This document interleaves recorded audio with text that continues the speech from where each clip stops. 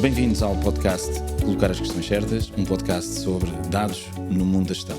Eu sou o Fernando Matos, hoje tenho aqui o privilégio de ter o Manel Dias comigo, que, enfim, para além de um parceiro, um colega da DSPA, um amigo com quem tenho o prazer de trabalhar aqui há alguns anos, é também uma pessoa por quem nutro uma admiração grande e, portanto, olha, é um prazer ter-te aqui. Obrigado por teres Obrigado pelo convite, é um prazer é meu e é recíproco.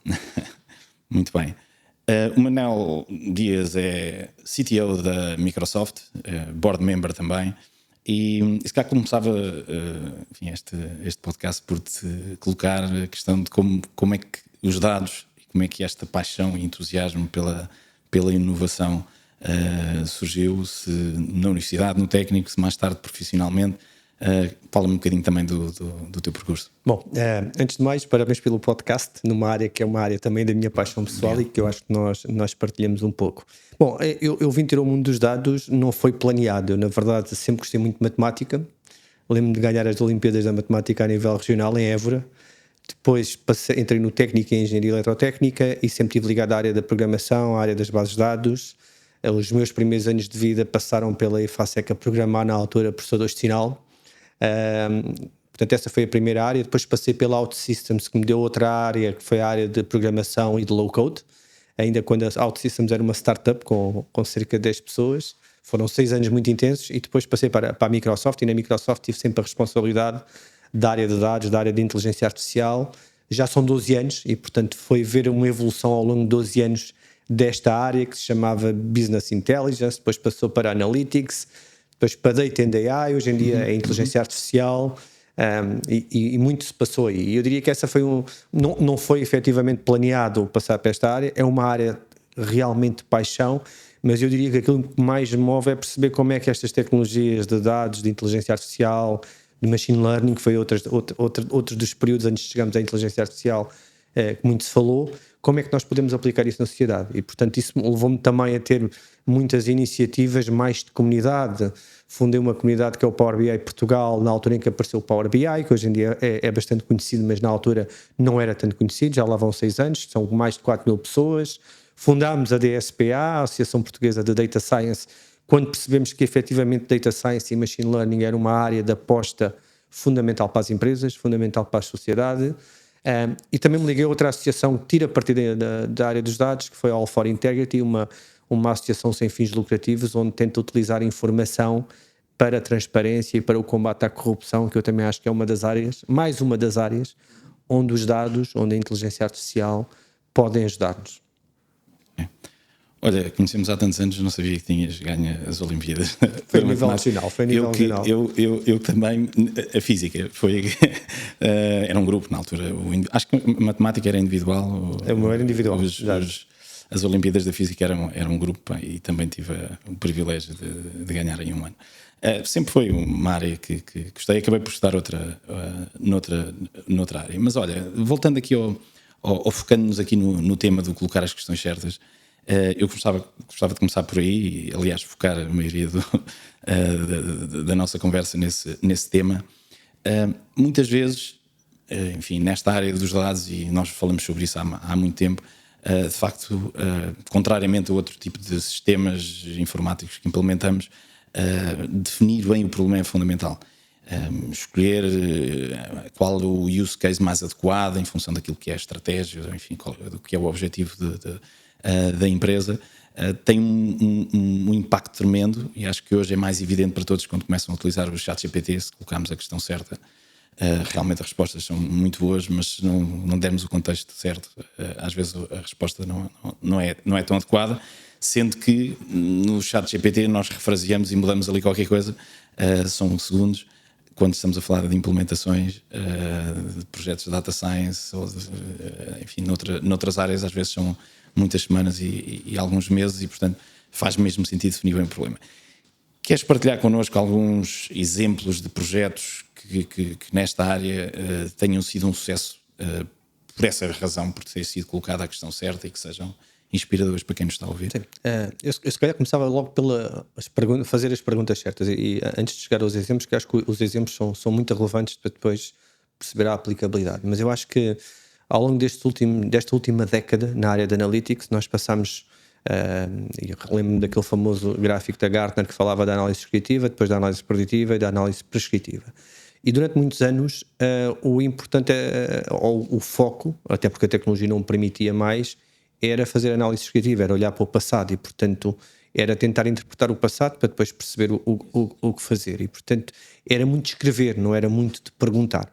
A análise preditiva já nos obrigou a olhar e a contextualizar de forma mais ampla o problema, porque nós já tínhamos que prever e tínhamos que tentar perceber quais eram as variáveis explicativas portanto, já implicava conhecer um pouco mais o problema. Hoje em dia, com a inteligência artificial generativa, com o tema do ChatGPT, isso ainda é mais relevante. Mas eu acho que não é só pelo ChatGPT e podemos ter uma conversa quase como dois humanos com o ChatGPT. Tem muito a ver com o clima de imprevisibilidade em que nós estamos, por um lado, e, portanto, é preciso dar muito mais contexto para chegar à resposta correta. Portanto, é preciso formular muito bem o problema. Por outro lado, a resposta que se calhar há 5 anos atrás era a correta, hoje em dia não é correta, porque a velocidade a que nós vivemos, a velocidade a que a tecnologia e que os negócios mudam, os modelos de negócio, obrigam-nos a olhar para aquilo que nós pensávamos que era verdade há 5 anos atrás, e se calhar já não é verdade. Isto aplica-se à resposta, mas também se aplica à pergunta. Havia perguntas que se calhar há 5 anos atrás eram absurdas, ou porque a tecnologia não o permitia, e hoje em dia fazem todo o sentido. E portanto eu acho que esse é um ponto muito importante. A contextualização, a imprevisibilidade e o ritmo de evolução que nós temos hoje em dia exigem muito mais de nós, seja a falar com o ChatGPT, seja a tentar endereçar um problema dentro de uma empresa, de uma organização. E acho que os exemplos evoluíram muito também de acordo com isto. Houve muitos projetos que foram feitos de análise descritiva que consistiam essencialmente em recolher informação e fazer dashboards que permitissem apoiar os gestores. E os gestores, depois, muito da sua experiência, muito da sua intuição para o negócio, tomavam as decisões em função disso. E ao longo do tempo nós começámos a ver muitos projetos de machine learning, ainda antes de chegar à inteligência artificial, todo o tema de forecasting, todo o tema de algoritmos de recomendação que hoje em dia todos usamos em várias plataformas, não só nas redes sociais, usamos o Netflix, usamos, N casos, que eu acho que foram casos de sucesso, efetivamente, muita automação de processos de negócio, e portanto esse também é um ponto que eu acho que é bastante relevante e que eu diria que se calhar estava muito numa categoria de otimização do negócio. Como é que eu posso tomar melhores decisões para cumprir os meus objetivos, para ter mais revenue, para ser mais eficiente. Acho que nesta altura, com a inteligência artificial, em particular com a inteligência artificial generativa, mas eu diria que nos últimos 4, 5 anos, em que nós vimos aparecer no mercado algoritmos cada vez mais complexos na área de computer vision, na área de speech recognition, na área de inteligência artificial generativa, de geração de conteúdos, isso implica a própria remodelação de negócios. E imagina o caso de empresas que sumarizam informação para darem aos seus clientes. Hoje em dia essas empresas, do dia para a noite, perderam o seu negócio. E há exemplos disso no mercado. E portanto eu acho que em termos de aplicabilidade desta tecnologia também houve uma evolução e cada vez mais disruptiva nos modelos de negócio. E isto leva-me ao tema de casos de sucesso. E eu acho que os casos de sucesso hoje em dia, nós em Portugal, e pegando no que perguntavas, use case, eu gosto muito de falar dos casos que nós fizemos em Portugal, da Microsoft, mas não só, porque fomos de alguma forma pioneiros e nós temos muito esta cultura de somos muito pioneiros, somos muito ágeis, às vezes hoje não somos tão estruturados no long term, mas somos muito bons na inovação e o ecossistema de empreendedorismo mostra um pouco isso. Nós fizemos o primeiro use case que tu conheces no Ministério da Justiça, em que colocámos as APIs do Azure OpenAI na nuvem da Microsoft a responder sobre um domínio de conhecimento específico, sobre casamentos e divórcios, com muito mais perguntas sobre divórcios. Eu brinco sempre que o casamento é um salto de fé, não há muitas perguntas. O divórcio há muito mais perguntas para fazer. E agora já tem lá também a criação de empresas. Esse foi o primeiro caso e foi muito interessante. O segundo caso foi o caso da Agência de Modernização Administrativa, da AMA. E esse foi interessante porque adicionámos outras coisas interessantes quando pensamos em soluções. Adicionámos um avatar para humanizar a solução, para ter alguém. Adicionámos o speech recognition, o speech do text e o text do speech, para podermos ter a questão da acessibilidade e da inclusão. Se eu não souber escrever ou se eu estiver no telemóvel, poder falar em português e obter uma resposta em português.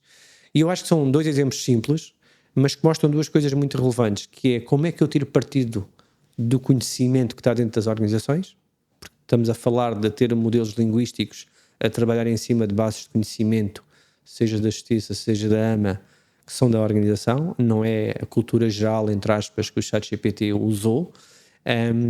E por outro lado são soluções que endereçam uma audiência muito específica, que são os cidadãos, e portanto tem uma aplicabilidade para todos nós. Eu acho que também é muito isso, não são soluções apenas de prototipagem, são soluções que na verdade podem ter impacto na nossa vida. Eu acho que são 2 use cases bastante interessantes. Depois há mais, podia falar mais, mas acho que esses 2 são na área de inteligência artificial generativa, e portanto tirando partido destes modelos linguísticos que hoje em dia estão disponíveis.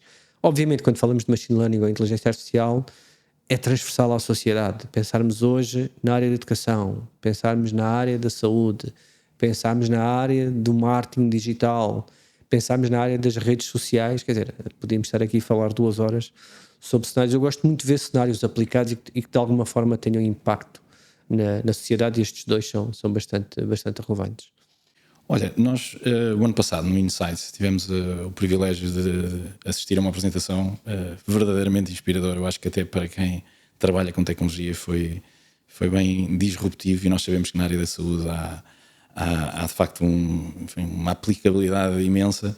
Tivemos o Dr. Pedro Gouveia a fazer uma apresentação mesmo muito interessante. Eu sei que utilizaram muito tecnologia Microsoft e vocês estiveram envolvidos. Queres-nos falar um bocadinho sobre esse projeto? Sim, esse projeto foi extremamente interessante, ainda bem que o trouxemos à conferência da SPA, porque eu acho que enriqueceu bastante. O Dr. Pedro Gouveia, eu costumo descrevê-lo quase como um misto de um médico, de um cirurgião, e ao mesmo tempo com competências informáticas e gosto pela tecnologia. E portanto, a inovação só acontece quando tu tens a interseção entre 2 domínios, entre a tecnologia e a saúde e o desporto. Portanto, é aí nessas interseções que realmente há inovação, não é a tecnologia como um fim. E este é um excelente exemplo disso, em que tu juntas a tecnologia, e o projeto nasceu de uma iniciativa que a Microsoft tinha em Cambridge, no UK, no Reino Unido, para usar a inteligência artificial no tratamento do cancro. E o que é que consistia o projeto? De forma muito simples, consistia em pegar nas ressonâncias magnéticas de um tumor e usar a inteligência artificial para reconstruir tridimensionalmente o modelo do tumor. E porquê é que isto é importante? Porque quando eu faço a radioterapia, o que eu quero atacar com a radioterapia é o tumor, é o tecido maligno, não é o tecido que está à volta. E portanto, se eu tiver maior precisão, melhor. E hoje em dia o que acontece é que isso era feito manualmente, um médico demorava entre 1 a 2 horas a reconstruir. Quando nós aplicamos inteligência artificial, estamos a falar na ordem dos segundos a aplicar esses algoritmos. E portanto esse projeto de colaboração com a Champalimau foi muito interessante, porque a Champalimau, para além de todo o know-how, também permitia treinar os algoritmos com os dados que eles próprios recolhiam e com a otimização dos algoritmos. E no caso da conferência onde isso foi apresentado, foi um bocadinho mais à frente, porque colocou-se inclusive o modelo tridimensional em realidade aumentada, e portanto eu poderia estar, e obviamente há aqui grandes questões de precisão, estar no meio de uma cirurgia e estar a ver com os óculos de realidade aumentada, com os HoloLens, conseguir estar a projetar o tumor que está ali. E têm sido feitos mais desenvolvimentos, nomeadamente na Champalimau. Acho que é uma boa sugestão trazer o Dr. Pedro Gouveia, porque ele explica isto 10 vezes melhor do que eu, mas não deixou de ser interessante. Esse é um caso que eu acho que é paradigmático do que é que a tecnologia de inteligência artificial pode fazer. Há outro caso que eu apresentei em muitas conferências e tu já vistes, garantidamente, que é um colega meu da Microsoft em visual, e que ele próprio desenvolveu na altura uns óculos especiais, já lá foi em 2018, já estamos a falar há 5 anos atrás, em que lhe permitia, usando serviços de reconhecimento facial, de identificação de objetos, de reconhecimento de texto, ele interagir com o mundo, ele perceber o que é que estava a acontecer à frente dele, com quem é que estava a falar, qual era o sentimento das pessoas com quem estava a falar, como é que ele conseguia ler uma ementa. E portanto, apesar de já ter 5 anos, é outro caso muito interessante de como é que tu podes usar a nível individual e podes aplicar inteligência artificial, não só inteligência artificial generativa, mas computer vision, speech recognition, localização. Portanto, esse caso também foi bastante interessante. Acho que são dois casos paradigmáticos. Eu diria que hoje em dia há muito mais coisas a serem feitas, na área da saúde há N coisas a serem feitas. Acho que a área da educação também é uma área interessante. Nós estamos a ver muita coisa a ser feita na área da educação por causa da inteligência artificial generativa, e que eu acho que também vai ter muito impacto não apenas nos professores, mas na própria metodologia de educação, na forma como os miúdos consomem informação e aprendem. E acho que esse também é um tema bastante relevante. Sem dúvida. Olha, e exemplos que, enfim, projetos que tenhas participado, onde a determinada altura sentiste que reformular o problema, reformular a questão, fez toda a diferença. Isto para que quem ouve falar nisto, colocar a questão certa, mas isto tem algum... Enfim, posso dar o exemplo do que acontece muitas vezes no retalho, em que se procura uma coisa mais descritiva para me ajudar a tomar decisões de que estoque é que eu devo ter, e dizer, porque não um sistema que recomenda o estoque que deves ter. Isso acontece, enfim, em muitas organizações que dizem nós já temos um sistema aqui antigo que nos recomenda e tem aqui um modelo previsional, mas depois quando perguntamos até aí bens perecíveis, como é que vocês utilizam? Não, isso depois é a sensibilidade de cada gestor em cada loja, de acordo com os modelos que nós temos e com os relatórios e com os consumos, são eles, porque isso é uma sensibilidade diferente que cada um tem na sua religião. A verdade é que podiam ter um sistema que ajudasse cada um desses gestores, não com informação que lhes permitisse a tomar as decisões, mas sim que recomendasse efetivamente o que é que devia ter em cada prateleira. Portanto, exemplos deste género eu acho que podem ser interessantes. Acho que já passaste por isso de certeza como eu. Eu acho que a primeira raiz desse problema é porque nós, quando chegamos às organizações e como tecnólogos, tentamos sempre olhar para um problema para o qual nós já temos a solução. E, portanto, começamos sempre com o como e não com o porquê. Quando, na verdade, nós devemos começar com o porquê. E quando chegamos a uma organização e tentamos vender um projeto, o problema já está minimamente definido. Às vezes está definido em 2 palavras. Eu quero fazer recomendações, quero um motor de recomendações. Na área de retalho isso é interessante. Já vou contar esse caso. E começamos logo com o como e não com o porquê. Porque o porquê dá muito mais trabalho. Sem dúvida. E o como, não. O como deixa-nos confortável. Nós agora temos que arranjar a solução. Enquanto que o porquê nos faz pensar porque é que estamos a fazer aquilo. Eu lembro-me de um caso desses numa empresa de retalho que não vou partilhar o nome, mas já lá vão 2 ou 3 anos, em que o projeto era: nós queremos interessar a nossa base de clientes com recomendações. Porque acreditamos que com recomendações personalizadas, o tema da personalização, nós vamos conseguir ter um retorno muito maior. E a solução para isto é machine learning, e portanto nós colocamos aqui um algoritmo de recomendações, um clustering, um k-means, o que for, e a seguir pegamos nos resultados da nossa base de clientes e vamos enviar e vamos medir. E o engraçado é um bocadinho essa tendência de pensar que a tecnologia aplica e resolve tudo. E na verdade este sentido crítico e perceber o problema é muito importante. E eu lembro-me dessas recomendações, quando nós começámos a medir as recomendações, eram recomendações de roupa, que iam para mais de 20 mil clientes. As primeiras recomendações que apareciam era recomendar saias para senhores, porque não havia qualquer intervenção humana. Portanto, o algoritmo eventualmente apanhou algum caso desses, até podia ser qualidade de dados ou não, poderia haver ali outros padrões. Mas o que é certo é que a primeira batch de recomendações tinha uma série de problemas quando nós olhámos para isso. E, portanto, o que é que quer dizer, o algoritmo. Se calhar identificaram-se ali outros padrões, não é? Há várias histórias na área do retalho, mas esta é real e eu vi isto a acontecer real, e portanto não eram muitos casos, mas havia meia dúzia de casos destes, onde eu na verdade estava a recomendar coisas que não faziam sentido para aquela audiência. O que é que aconteceu a seguir? Aconteceu que, para além de haver aqui um human in the loop para conseguir validar isso, havia aqui um motor de regras à frente que pudesse aplicar algumas regras. Mas não era o objetivo, porque eu gostava que o machine learning tivesse. O que nos leva Algumas heurísticas podem fazer sentido. Exatamente. O que nos leva a outro tema que é, e nós podemos estar aqui a falar, que é preciso disciplinar as organizações para perceber, quando falamos de inteligência artificial e machine learning, estamos a falar de algoritmos probabilísticos, não são determinísticos e, portanto, não são 100% falíveis. E a importância de testar, voltar atrás, de ter ciclos de iteração sobre os algoritmos, não pensar que eu implemento um algoritmo de forecasting e durante os próximos 3 anos aquilo vai estar a funcionar sempre com uma precisão, portanto a precisão vai estar sempre a decair, obviamente, nós já sabemos disso, e há padrões novos, e portanto eu acho que esse foi um caso muito interessante na área de retalho em que tu fazes um algoritmo, tens os dados todos ou pensas que tens os dados todos e na verdade não tens e tens que aplicar heurísticas à frente. Eu acho que isso é muito... O outro cenário, e aí acho que aconteceu em vários exemplos, que não é sequer de inteligência artificial, é na área de analytics, em que eu chego a uma organização, de certeza que já tiveste muitas experiências dessas na Closer, e as pessoas têm noção clara de que eu quero estes 10 KPIs para controlar o meu negócio. E a primeira vez que tu fazes o teu dashboard, aqueles KPIs não respondem a nenhuma das preocupações ou dos problemas que tu efetivamente tens para resolver. Tu, na verdade, o que tens na cabeça, mais uma vez, não é o porquê, é o como é que eu giro no dia-a-dia. Em vez de perguntares porque é que eu não faço desta forma, ou porque é que eu não faço daquela forma, ou porque é que isto aconteceu.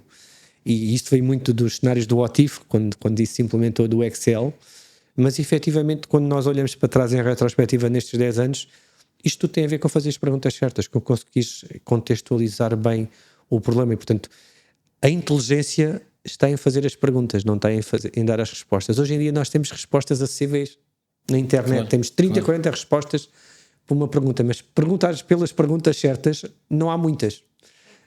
E eu acho que o ChatGPT veio reforçar isso, porque tu precisas contextualizar muito mais, mas isso não chega. Quando tu queres realmente ter as respostas, cada vez são mais complexas, porque o conhecimento, os negócios são cada vez mais complexos. E, portanto, as respostas são complexas. E para tu teres respostas com precisão e que enderecem bem, tu tens que saber fazer muito bem a pergunta. E, portanto, eu diria que cada vez mais a inteligência e o custo está em fazer a pergunta, não está na resposta. Sem dúvida. E, enfim, os algoritmos às vezes são bias, mas as pessoas também. Se calhar havia muitos homens a querer comprar saias e as pessoas disseram logo esta resposta está errada. Se calhar. Eu lembro do exemplo da Netflix, quando a Netflix apareceu, eles enviavam DVDs por correio. Sim, eu lembro. Para tu fazeres, e o que fez mudar o negócio foi o porquê, o porquê não. Porquê é que nós não fazemos uma plataforma online para alugar filmes, em vez de estarmos porque nós estávamos habituados a receber a cassete VHS, para aqueles que ouvem o podcast, ou se calhar há uma fatia que já não se lembra do que é essa parte, que ias ao Blockbuster e alugavas, não é? E portanto eu acho que é muito nesse sentido de questionar e isto está efetivamente a mudar, e estas disrupções tecnológicas, a inteligência artificial generativa é mais uma disrupção, eu acredito que é realmente um ponto de inflexão. Obrigam-nos a pensar de forma diferente e a equacionar muitos destes modelos de negócio. Claro. E por falar em disrupção e evolução tecnológica, isto leva-me aqui ao tema do Copilot.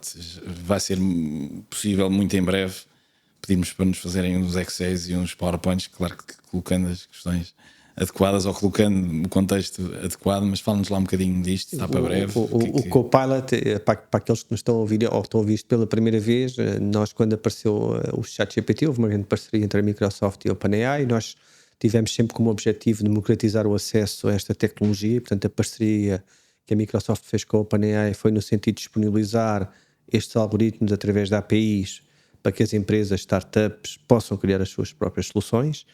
Mas, por outro lado, há uma área muito importante que é a área de produtividade, onde a Microsoft é líder. E como é que nós poderíamos tirar partido desta tecnologia nos nossos produtos, nos nossos serviços, para sermos mais produtivos e mais criativos. E apareceu este conceito do Copilot, do copiloto, alguém que nos ajuda, não é? Nós vivemos durante uma década na área da inteligência artificial em muito modo autopilot, em que nós treinamos um algoritmo e depois fazemos o deployment desse algoritmo numa solução, seja numa automação de um processo de negócio, seja num algoritmo de recomendações, mas aquilo está, no fundo, de forma autónoma a ser executado. Esta ideia do Copilot é um conceito diferente, é ter alguém que me ajuda, mas eu continuo dentro do loop, eu continuo a ser o ator principal.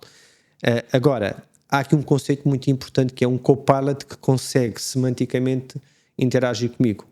Se eu estiver dentro do PowerPoint e quiser fazer uma apresentação, em vez de eu estar a usar um template como nós já usamos, que às vezes pode acelerar, o interessante seria eu dizer, ou ter aqui um assistente que me dissesse: olha, eu quero que o primeiro slide tenha um sumário executivo, quer que o segundo slide vais buscar informação sobre o mercado a este documento Word, quer que no terceiro slide cries as animações e faças as notas, cries as notas por mim.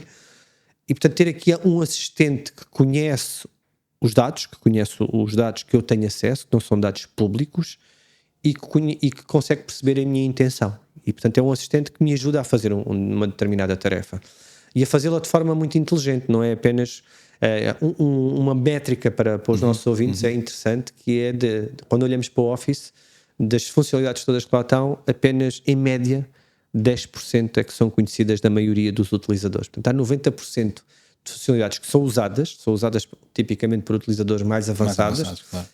Mas a maioria não usa. Mas a maioria não usa. O Copilot tem essa vantagem. Em vez de eu decorar os 300 menus que eu tenho no PowerPoint, eu digo o que é que quero, muito como faço com o ChatGPT. Portanto, é um modelo linguístico que está ali, o ChatGPT, mas sobre os meus dados, portanto, alicerçado, grounded, como nós dizemos, nos meus dados, e por outro lado, sabendo o que é possível fazer dentro daquela ferramenta. Portanto, isto aplica-se dentro do PowerPoint, aplica-se dentro do Excel, aplica-se dentro do Teams. Imagina, nós temos uma Teams Call e eu não consegui estar nessa Teams Call, não vou perder uma hora porque ela está toda sumarizada, transcrita, sumarizada, tem as ações de follow-up, tem os assuntos principais. Aplica-se a um CRM, aplica-se ao Power BI, aplica-se à segurança. Imagina o que é eu ter um Copilot na área de cibersegurança que consegue fazer uma análise muito mais avançada de logs de determinado tipo de intrusão. Aplica-se ao Teams. Portanto, eu acho que é este conceito de ter um assistente que me está a ajudar no meu trabalho, e este é um conceito do Office e que nós acreditamos que vai ter um impacto brutal em termos de produtividade, mas também em termos de criatividade. Eu normalmente gosto de sublinhar a criatividade, porque quantos de nós, não sei se já te aconteceu, a mim já acontece-me regularmente, quando abrimos um PowerPoint em branco, o primeiro slide demora 5 minutos a fazer, depois os outros. E portanto, se eu tiver alguém ou alguma ferramenta ou algum assistente que me ajude a fazer esse pontapé de saída, vai-me claramente ajudar na criatividade. Eu acho que não é só uma questão de produtividade, é uma questão de criatividade. Agora, imagina isto, não no Office, mas imagina como gestor que eu tenho um copiloto para a profissão, para um professor, para um médico, e que não me ajuda apenas dentro do Office a criar apresentações ou relatórios, mas ajuda-me a consultar um site, a consultar taxas de juro, a fazer um relatório. Portanto, ter algo que vá mais à frente e que não esteja só a olhar para aquela ferramenta. E portanto, muito da nossa visão dentro da Microsoft é esta ideia de criar uma stack de copilots que possam criar os copilots do cliente. Imagina, nos casos que eu falei na justiça, ter um copiloto não da justiça e nem da AMA, mas ter um copiloto cidadão. Portanto, eu ir a um site ou ir a uma interface, e é ali que eu faço tudo, é ali que eu dialogo quase como se eu estivesse numa loja do cidadão, mas eu tenho os serviços todos ali e que me ajudam a fazer isso. Portanto, eu acho que é um conceito muito interessante, não tira os humanos do loop, que eu acho que é muito relevante, não tira a importância, mas obviamente vai melhorar e se calhar cada vez mais eu vou conseguir automatizar com inteligência muitas das tarefas que hoje em dia eu não conseguiria fazer. Claro. Não, enfim, falaste em passando do Power BI. Durante anos eu trabalhei muito nessa área, continuo a trabalhar. Falava em Self-BI, em Query Ad Hoc. A verdade é que esse Self-BI nunca foi simples. E estamos a falar sobretudo no front-end. É difícil um gestor chegar lá e escolher categorias e dimensões, e agora é só escolher a forma de agregação e quais são os atributos que queres utilizar. E aquilo começa a tornar-se complexo, escolher os visuais mais adequados, e no meio dessa complexidade o gestor não quer dizer, pede alguém para fazer. Depois há o loss in translation, eu peço uma coisa, depois não era bem aquilo, depois volta a testar, e isto demora o seu tempo. Portanto, foi sempre um desafio muito grande. Conseguimos, de facto, ter alguém não técnico a desenvolver dashboards e alguns gráficos e relatórios, mas não temos gestores a fazê-lo. E com um Copilot as coisas são um bocadinho diferentes. E eu acho que o Copilot, se calhar não referi, há uma coisa que eu acho que é muito interessante: o Copilot do Power BI e o Copilot do Excel têm essa particularidade. E do Excel, se calhar, até é mais fácil para os nossos ouvintes, que imaginam que é teres uma tabela de vendas, uma tabela de compras, de stocks, e mais do que dizer ao Copilot, faz-me uma pivot table ou um gráfico sobre outliers ou sobre quem são os maiores clientes, fazer-lhe perguntas que impliquem analisar os dados, porque eu acho que um dos perfis é criar as soluções analíticas, dashboards, o tema todo de integração de dados, que é uma área muito, muito, muito importante e continuará a ser muito importante. O outro tema é ter a capacidade crítica de leitura, e para um gestor isso é fundamental. Um gestor, eu normalmente partilho esta ideia que é um gráfico só é útil se me transmitir alguma informação que eu não conhecia. Se é um KPI ou um gráfico para me transmitir algo que eu já conheço, não me serve de nada. E muitos dos relatórios que nós vimos hoje em dia ainda estão nesta fase, que é, ok, mostrar que eu estou a ganhar cota de mercado, ou que eu tenho mais margem, mas o que eu queria efetivamente é encontrar coisas que eu não estava à espera. E eu acho que, tal como o ChatGPT hoje em dia nos surpreende de como é que ele responde a muitas perguntas pelo conhecimento que foi usado para o treinar, o facto de ter estes copilots em cima da informação e ter a componente semântica, no fundo nós estamos a passar para um mundo que deixou de ser sintático, em que nós fazíamos perguntas pré-programadas, os chatbots tínhamos scripts e portanto ele respondia, claro, para um mundo muito mais semântico, onde em que a tecnologia tem a capacidade de fazer uma análise semântica daquele domínio de conhecimento. E quando falamos de dados, isso é particularmente interessante, porque implica olhar para a meta-informação dos dados, das tabelas, implica olhar para as métricas que são relevantes naquele negócio, implica aquilo que nós muitas das vezes já fazíamos no Power BI, mas que poucos fazem, que é identificar outliers, perceber onde é que as distribuições são diferentes.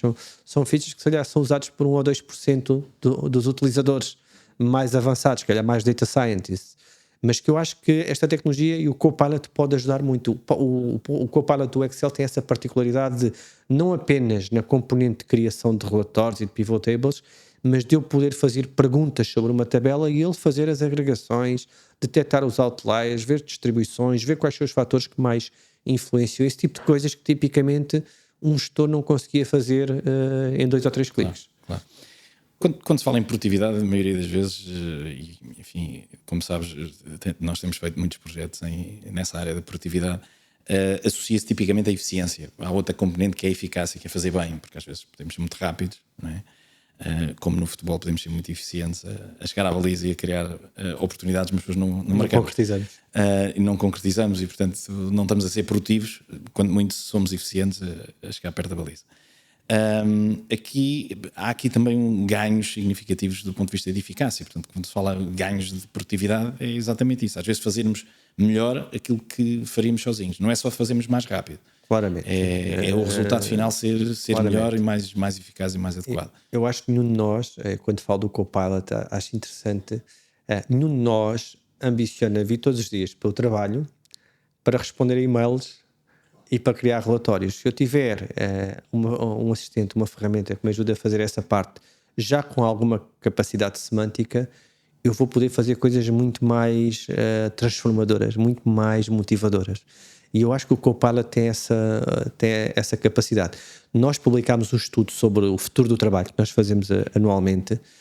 Foi feito com 31 mil respostas de 31 países diferentes. Foi lançado para aí há 2 meses atrás. E foi muito olhando para produtividade, olhando para o futuro do trabalho e o impacto da inteligência artificial generativa.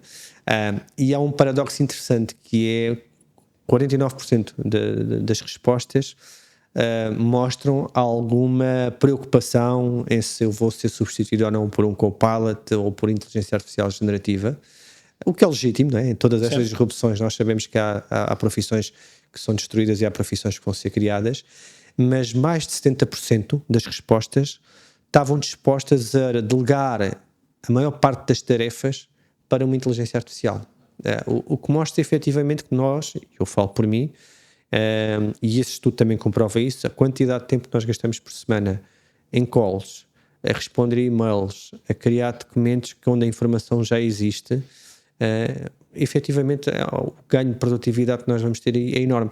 E isso depois leva-nos a que nós sejamos muito mais eficazes a endereçar os temas realmente importantes, a concentrarmos a formular o problema, a perceber o porquê e não tanto no como, que é onde eu acho que nós gastamos muito tempo. O custo aliás, não é o custo, o retorno de fazer as perguntas certas é muito maior do que o retorno de ter a resposta certa, porque é muito mais difícil. E se tu tiveres tempo mental para isso, eu acho que é aqui que nós podemos olhar, em vez de olhar numa perspectiva muito mais de ameaça, perceber o que é que à data de hoje, o que é que isso pode influenciar a produtividade e a competitividade dentro das empresas. Eu acho que esse é o ponto-chave, é como é que nós preparamos as empresas para serem mais produtivas e eficazes e mais competitivas. E isso passa por preparar as pessoas, não é uma questão tecnológica, é uma questão de mudança e de preparar as pessoas. E acho que a DSP aí tem um ponto importante e nós, eu já percebi que eu não me calo, acho que o tema que a DSP está a fazer, mas eu deixo essa pergunta para ti.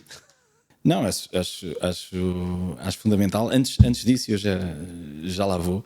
É muito interessante aquilo que tu estás a referir e leva-me aqui a uma questão que tem a ver muito com aquilo que tem sido a nossa vivência. Nós, ultimamente, nestes temas, já fomos a algumas reuniões em conjunto em que os clientes precisam da nossa ajuda e querem discutir connosco o que fazer com a inteligência generativa. Portanto, na verdade, reconhecem um valor imenso, fizeram alguns estudos e aqui algumas experiências, mas tipicamente caem sempre a gerar conteúdo, fazer uns sumários, sumarizar algumas conversas no Teams e pouco mais. E dizer, nós queremos investir nisto, percebemos que é realmente revolucionário, mas falta-nos aqui use cases, não sabemos para que é que havemos de utilizar sem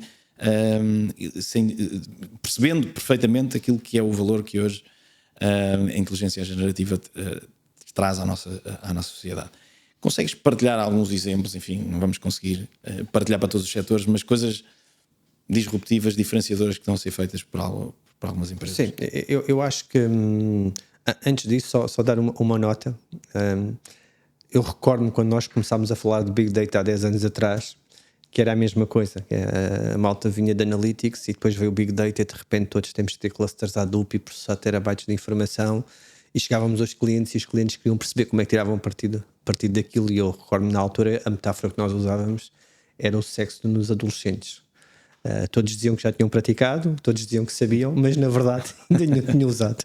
E eu às vezes quando falamos de inteligência artificial generativa, o tema dos use cases e o tema de perceber como é que eu tiro partido na tecnologia, nós já partilhamos algumas dessas reuniões, como dizes, é super relevante. No fundo é tentar explicar e desmistificar o que é que a tecnologia pode fazer. E eu acho que a melhor forma, como tu perguntas, de o fazer é dar exemplos, é perceber exemplos transformadores hoje em dia que estão a ser feitos. Eu acho que 3 ou 4 exemplos muito, muito interessantes e que se calhar são um bocadinho fora do mainstream. Claramente estamos a falar na área de sumarização de informação, sintetização de informação, transcrever chamadas. Isto na área dos call centers é altamente transformador e a partir do momento em que eu transcrevo uma chamada ou 1 milhão de chamadas, a analítica que eu posso fazer de extração de informação com estas APIs destes modelos linguísticos é brutal. O tema do processamento de conteúdos e de bases de conhecimento, imagina um processo judicial com 1 milhão de documentos, como é que é humanamente possível processar esta informação.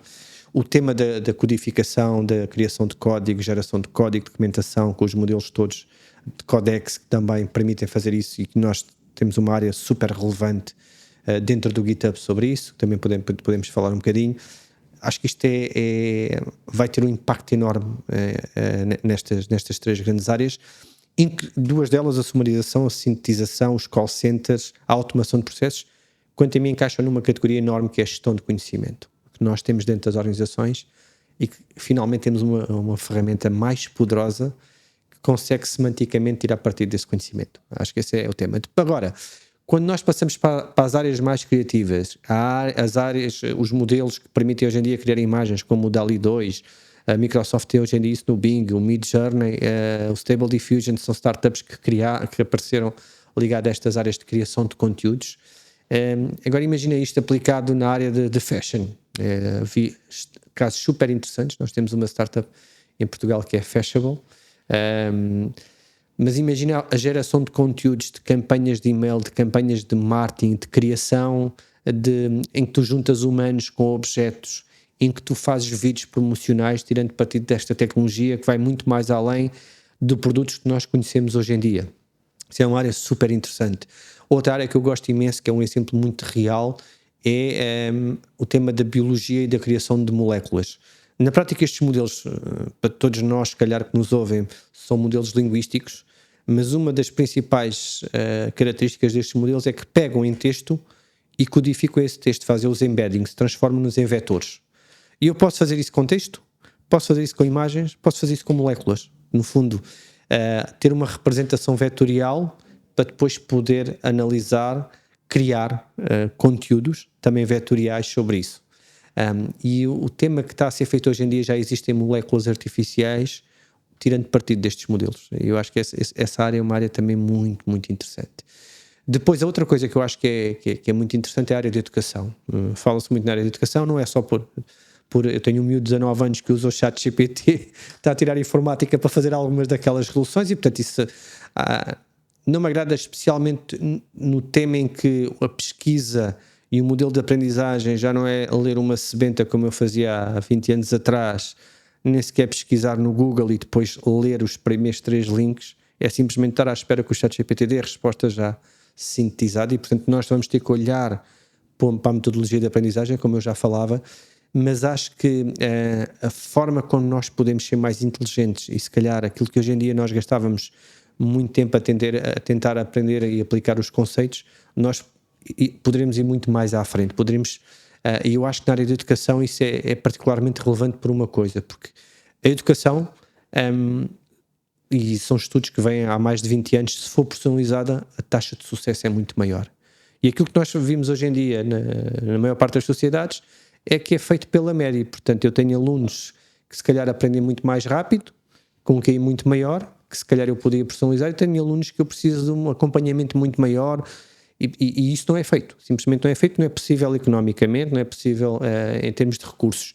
Agora imagina que eu tenho um avatar que na verdade é um professor, que sabe efetivamente como é que é a minha capacidade, o meu QI, como é que eu gosto de aprender, e consegue personalizar toda a experiência de aprendizagem on demand, fazendo perguntas e respostas, não é só respondendo, é efetivamente todo o fluxo de aprendizagem ser feito tirando partido da inteligência artificial generativa. O exemplo que eu recomendo a todos os ouvintes é olharem para uma TEDx session da Khan Academy, que fez isso para ensino de matemática, que tipicamente é uma área que logo quando o ChatGPT apareceu, com o GPT 3,5, tinha muitos erros porque era muito factual e portanto aquilo na prática é um simulador de palavras, claro, muito inteligente, e respondia mal a coisas se calhar de quarta classe. O GPT-4 já não é assim, e depois podemos falar um bocadinho sobre a parte emergente, mas eu acho que quando aplicamos isso à área de educação é muito interessante ver o que está aí. E depois há coisas que se calhar até agora eram muito pouco tecnológicas. Quando entramos na área do jornalismo, quando entramos na área da advocacia, que são coisas que tipicamente necessitam de muita análise semântica e muitas interpretações, não é? Como nós ouvimos muitas das vezes, acho que também aí pode ajudar bastante. Portanto, acho que nós vamos ter múltiplos casos a virem. Acho que nós só temos na infância da inteligência artificial generativa. Acho que efetivamente estamos aqui num ponto de inflexão em que a geração de conteúdos, seja texto, seja imagem, mas seja vídeo, seja áudio, quando entramos no vídeo, o que se abre aqui é impressionante, não é? Claro que há ameaças, as fake news, a áudio, nós estamos conscientes disso, não é? Mas realmente o potencial que está aqui, daqui por 3 anos eu não consigo imaginar, mas acho que nós vamos olhar para trás e olhar para aquilo que estávamos a fazer com modelos linguísticos agora e pensar que isto realmente era básico àquilo que vamos conseguir fazer. Claro. Olha, já vamos aos modelos emergentes que prometeste, mas e voltando ao tema da DSPA, a DSPA criou recentemente uma certificação em inteligência artificial generativa. Tu já és certificado? Essa é a pergunta. Bom, primeiro parabéns à DSPA, e foi um desafio que nós lançámos e acho que foi logo no início, e portanto muitas destas coisas têm a vantagem de serem pioneiras e de desafiar. Eu já sou certificado, mas eu também ajudei a criar a certificação. Mas o mais relevante da certificação é efetivamente aquilo que eu falava há pouco, trazer a preocupação de preparar as empresas e as pessoas para a necessidade de perceber o que é que esta tecnologia pode fazer. Não é só o bit e o byte, e isso é muito relevante para os data scientists que estão a tirar partido da tecnologia, mas para um gestor, para um diretor, para um account executive, para um designer, para um gestor de projeto, efetivamente perceber o que é que estamos a falar quando falamos de inteligência artificial generativa, quais são os use cases, é uma das áreas da certificação, que implicações éticas é que isto tem, o que é que nos devemos preocupar. E quando falamos de ética, falamos de privacidade, falamos de segurança de dados, falamos de soberania de dados. Todos esses temas são bastante relevantes. Ter uma visão um bocadinho mais abrangente do que é um modelo linguístico. Eu acho que isso também é... Portanto, a certificação é uma coisa muito importante, é que tem um manual. E esse manual tem um conjunto de informação e de links para fontes de informação externas. Mais uma vez, a informação que existe na internet é imensa. Ali está curada pela DSPA, o que é muito relevante, e tem um conjunto de fontes de informação externas. E, portanto, eu acho que também tem essa vantagem, não é só fazer a certificação e dizer, ok, eu tenho as competências básicas para entender o que posso fazer com esta tecnologia, mas também tenho aqui onde eu posso aprender se eu não souber nada sobre isso. Portanto, acho que essa parte é muito relevante, e nós na Microsoft estamos bastante satisfeitos com essa certificação. Vamos ter pessoas da Microsoft Portugal a serem certificadas, isso também e pessoas que não estão na área das áreas da inteligência artificial, mas que usam isso no dia a dia. E eu acho que o desafio aqui está para as empresas tirarem partido disto. Tal como se calhar, eu lembro-me há 10 anos atrás, 15, tínhamos aqueles cursos de Excel avançado que eram feitos por entidades públicas e privadas. Hoje em dia é preciso saber tirar partido desta tecnologia, e não é só aquilo que nós fazemos, ou que eu vejo muitas vezes fazer, que é usar o ChatGPT para fazer uma pergunta, para escrever um e-mail. Não, é possível fazer muito mais.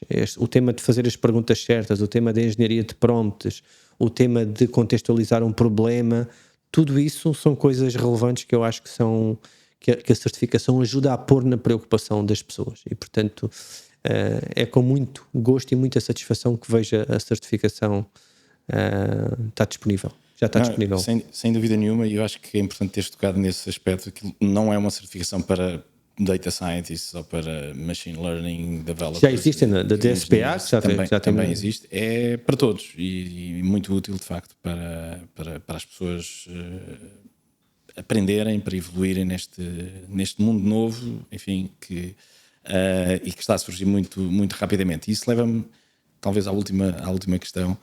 E falaste aí na tecnologia emergente. Diz-nos o que é que está a chegar. Sim, esse é um tema que me apaixona bastante, que é o conceito de inteligência, não é? Eu há pouco dizia que a inteligência está nas perguntas, e efetivamente, se olhares para os estudos do Fórum Económico Mundial, que sai todos os anos, o pensamento crítico continua a ser uma das áreas, ou uma das competências mais relevantes. E isso leva-nos ao tema de olhar para estes modelos e perceber se eles realmente são inteligentes ou não.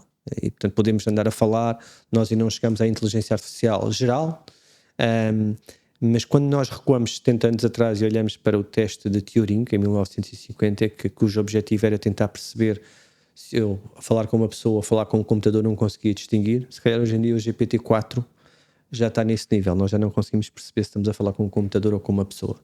Isto pode ser muito básico, mas quando nós começamos a olhar para comportamentos emergentes dentro destes modelos linguísticos, e nós na Microsoft Research publicámos um artigo muito interessante, mas a Universidade de Stanford também está a fazer trabalho sobre isso, que é olhar para estes modelos mais avançados, o GPT-4, que vai com supostamente 1 trilhão de parâmetros, perceber se eles realmente conseguem aprender com coisas que eles não viram ou que não estão nos dados, e se conseguem realmente mostrar comportamentos que a uma pequena escala não são visíveis, mas quando eu aumento a escala começo a ter comportamentos qualitativos que não consigo justificar. E nós fizemos isso para composição de música, a resolução de problemas complexos de otimização, problemas matemáticos, execução de pseudocódigo por o GPT-4 a executar, a dizer, imagina que tens um programa que faz isto, isto e isto, bastante complexo. Se eu te der estas variáveis como entrada, diz-me o que é que vai acontecer. Portanto, executar pseudocódigo. E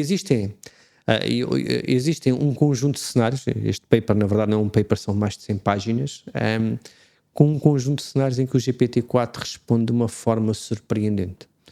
E claramente com um comportamento emergente não se consegue perceber efetivamente se aquilo resultou dos dados ou não. E eu acho que isso é extremamente interessante, não é? Nós estamos, como disse, estamos na infância destes LLMs. Vai haver de certeza uma evolução, e já está a haver. Hoje em dia temos centenas de modelos. Nós na Microsoft temos muitos modelos open source, mais de uma centena de modelos open source disponíveis no Azure. Portanto, o Llama 2, que foi recentemente anunciado, que é da Meta, e há até essa parceria com a Microsoft, já está no Azure. Obviamente o OpenAI é a mesma coisa, mas existem mais um conjunto de modelos open source que estão disponíveis no Azure Machine Learning.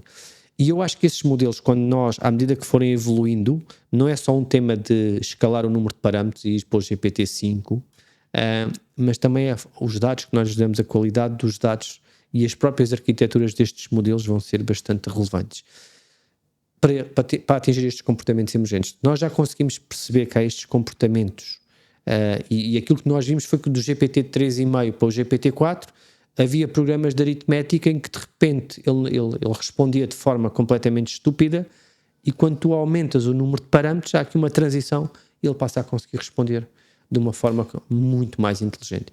Há alguns benchmarkings muito interessantes e eu costumo partilhar esses benchmarks que olham para testes feitos de advocacia, de biologia, de matemática.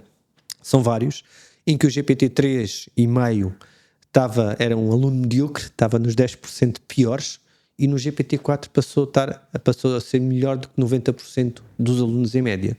Portanto, o que mostra muito a capacidade que este GPT-4 tem. O GPT-4 já está no Bing, de forma gratuita, portanto eu já posso testar o GPT-4 e brincar e fazer coisas muito interessantes dentro do Bing. Obviamente também já está na OpenAI e dentro do Azure, mas eu acho que nós vamos continuar a evoluir, portanto não vai parar aqui, e obviamente ainda não chegamos, em minha opinião, à inteligência artificial geral, mas quando olhamos para a capacidade destes modelos na área linguística, e para mim a área linguística e a linguagem se calhar é uma das áreas mais importantes para o ser humano, para a forma como nós interagimos e como comunicamos, acho que estamos claramente a entrar numa área core. Portanto, vai ser interessante, espero estar cá para ver daqui a 10 ou 20 anos onde é que nós vamos estar, certeza. Onde vamos estar. Manel, muito obrigado pela tua prazer. presença, foi um prazer e foi uma conversa muito, muito interessante. Obrigado a todos que nos estiveram a ouvir. Este foi mais um podcast com colocar as questões certas. Espero ver-vos no próximo episódio.